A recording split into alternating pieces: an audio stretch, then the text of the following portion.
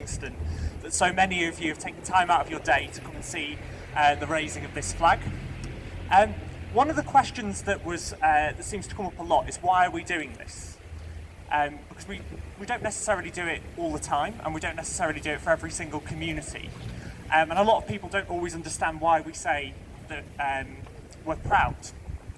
And I used to struggle with this word pride, because you should be proud of things you've achieved. So I'm proud of the fact I've got a Latin NVQ and that I got elected as a councillor in Kingston. But being gay has always felt, it's just a trait.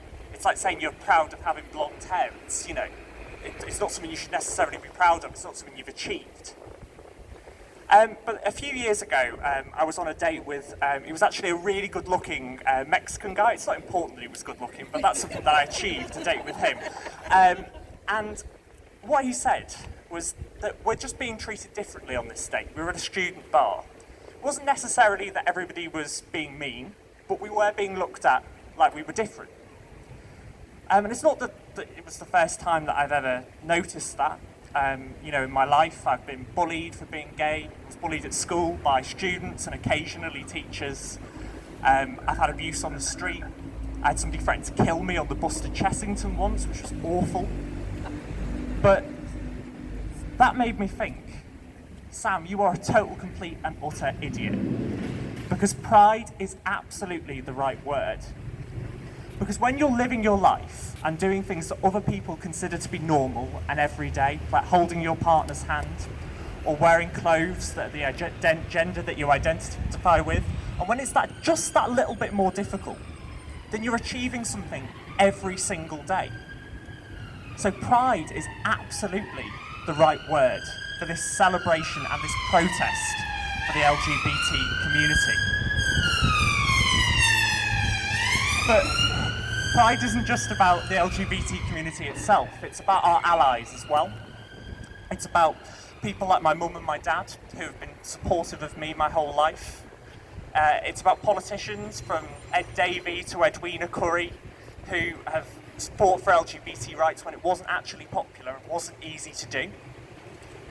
And it's about people here today, and thank you again so much for coming, because if you think 10 years ago, it wouldn't have been possible to put this pride flag up. I was reading through, well, maybe 10 years ago, maybe 15 years ago in Britain, but if you look at America, where they were 10 years ago, both Obama and Joe Biden were saying that gay marriage would never happen in their lifetimes.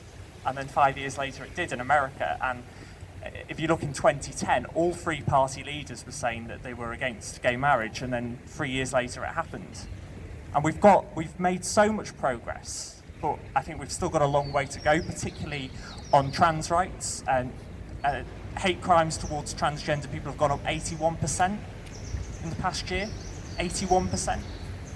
And we have to call out that sort of bigotry and hatred wherever we see it, and it's important that public institutions display their support for the LGBT community.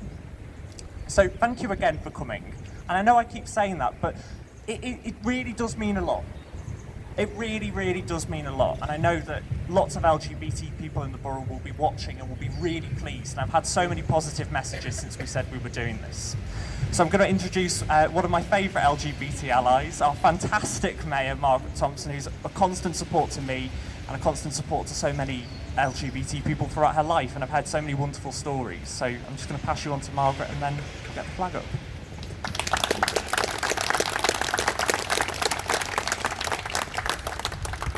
Well, thank you, Sam. What can I say?